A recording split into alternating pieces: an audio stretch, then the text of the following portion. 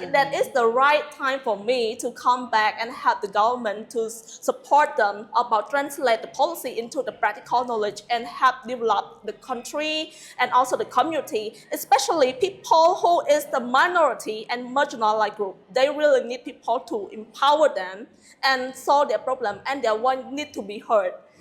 Hello, this is Rosie from Cambodianess, and right now I'm with Tevy, one of the Chevening scholars for the 2025 and 2026 academic years, and she will be pursuing a Master of Climate Change and Global Development in the United Kingdom through Chevening scholarship. But I heard that she this year received a special case of a Chevening scholarship, so maybe Tevy, like you can walk us through like the new scheme of the Chevening scholarship that you get to pursue your study.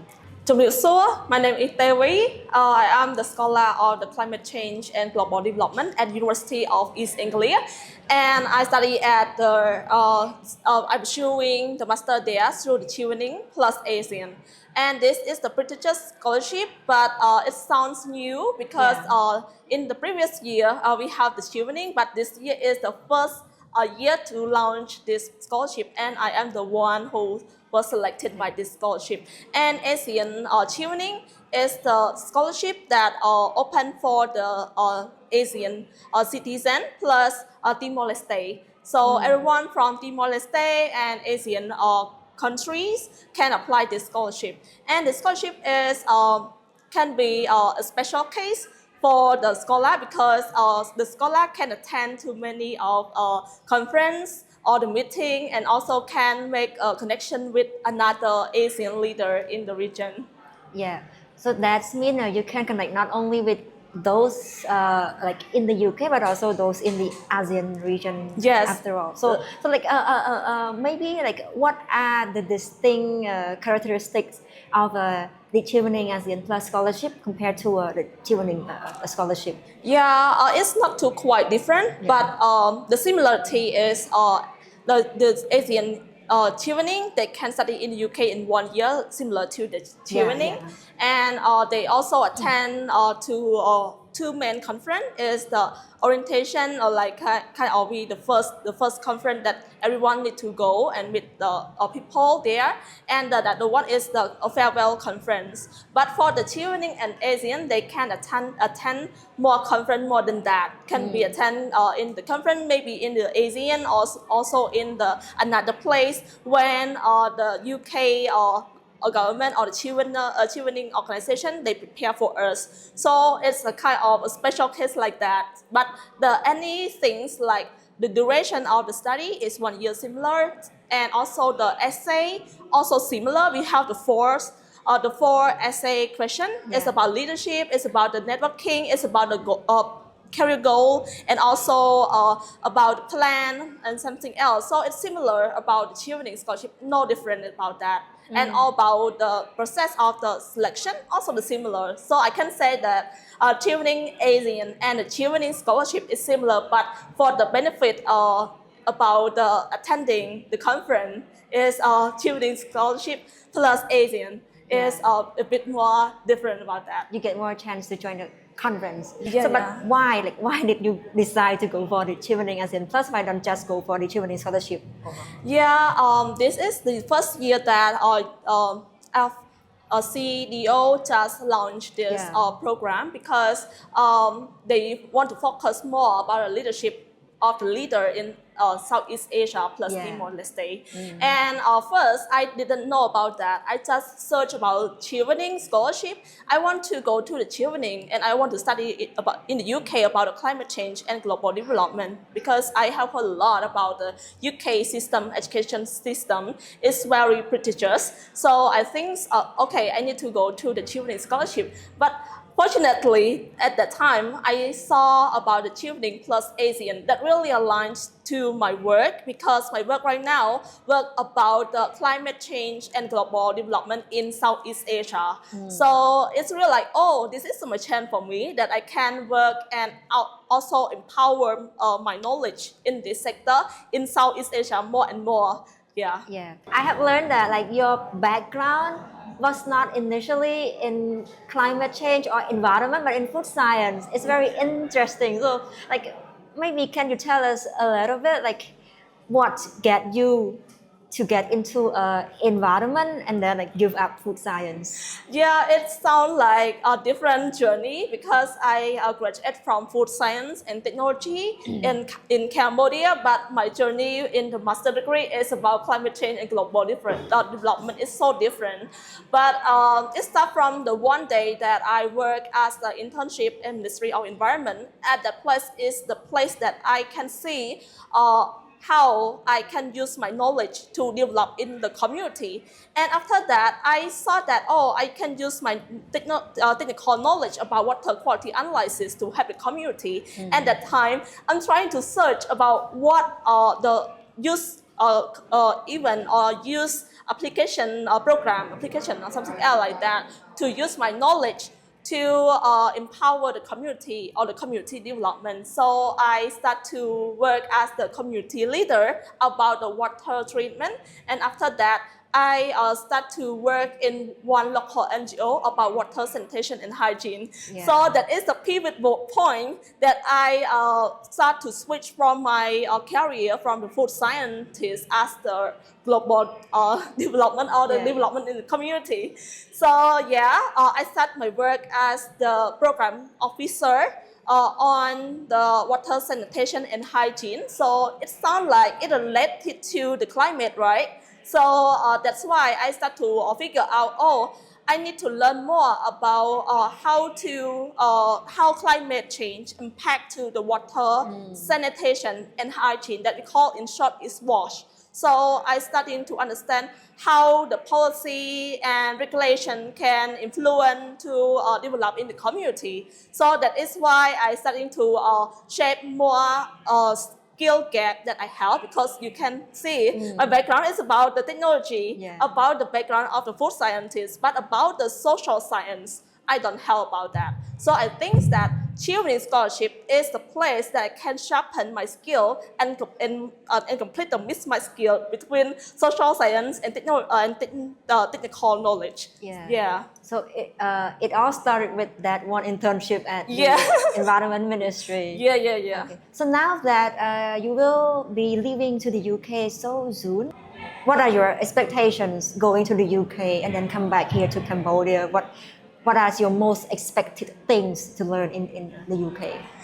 I have the expectation of when I study or when I will departure in the UK and I need to bring back to the Cambodia is the knowledge, because in Cambodia we need more human resource about translate the policy into the practical knowledge and localized contact, because we have a lot of the regulation that is very good and also need the people to translate it into practical knowledge. So in right now Cambodia just just submitted the National Determined Contribution 3.0. So I think that is the right time for me to come back and help the government to support them about translate the policy into the practical knowledge and help develop the country and also the community, especially people who is the minority and marginalized group. They really need people to empower them and solve their problem, and their one need to be heard. So that is the reason that I need to go to the UK and need to empower my knowledge and increase my knowledge and expand it to know how to use this tool, every tool that in the UK to translate that and have a community about that. And also I can represent for Cambodia in the UK too, because as a women, Cambodian women, I need to represent my culture, my country, and also show them that Cambodia can do it. Cambodia can also have the good culture too, and also show them to know about our regulation too, and also raise my voice, also my people's voice in the national and international stage too. So this will not be your first time going to the UK, but will be the second time. And your first time, you went there and met with King Charles III. It's quite impressive. So why did you go to the UK and meet with King Charles III? What was it about? It reflects back to my work that I told you about the program coordinator in local NGO that I work for the wash sector, water sanitation and hygiene. I worked as the partner with WaterAid Cambodia. So at that time, WaterAid Cambodia tried to find the youth who is potential and also can raise the community voice in the international stage.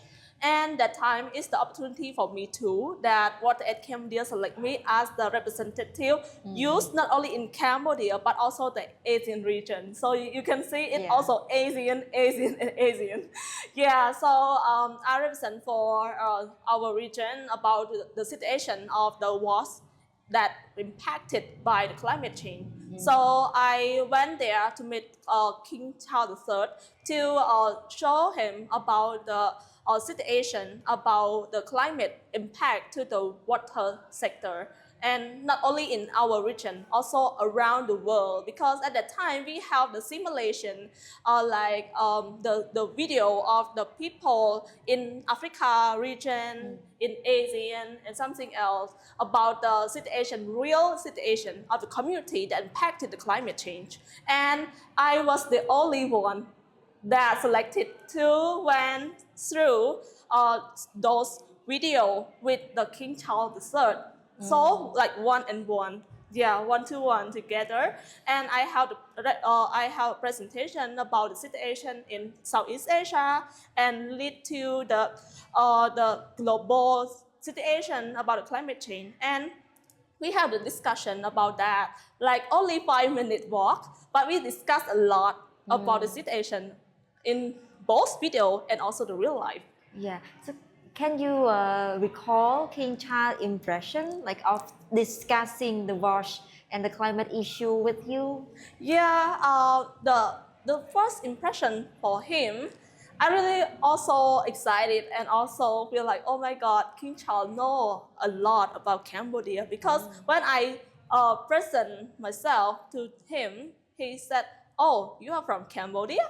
I know about Cambodia. Cambodia also had a problem about the climate change, because climate change impact a lot, but Cambodia is the developing country, and also we face more and more harder during climate change because we have lack of the infrastructure, we lack of the resource, and also many marginalized group attend in our country. So he know, and we discuss about that. As I mentioned, I not represent for my community. Yeah. I represent the whole ASEAN as yeah, a the whole. whole ASEAN.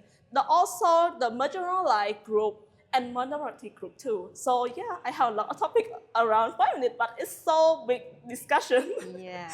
Yeah. It's quite impressive for you. So maybe like someone out there really want to be like you and really want to find their true passion in climate change. So maybe like what messages do you have for those who share the same interests as you and really want to go for climate change or go for Chevening scholarship? First, they need to figure out who they are first, because everyone have different passion. If they can get any best outcome, they need to go with their passion first. If they cannot find their passion, they will go it just a short period. They cannot handle it and go with it in the long term. When they find it is your passion, they can go with it. And if you say that, if they want to go with the climate change, they can start from their community first. They can look around about their environment, what is the problem that impacted by climate change. They can use their voice, use the social media to raise their voice, their community, and their voice will be heard too. So this is the starting point. They can raise their voice and their work it can impact to the community, and also show their leadership about solving the problem of the climate change impact to their community. Yeah. All right. So thank you so much, Devi, for like strongly express your passion in climate change and your journey through switching from food science to the environment. And I hope that you have a wonderful journey in the UK and will bring something back to the country. Thank you so much. Thank you.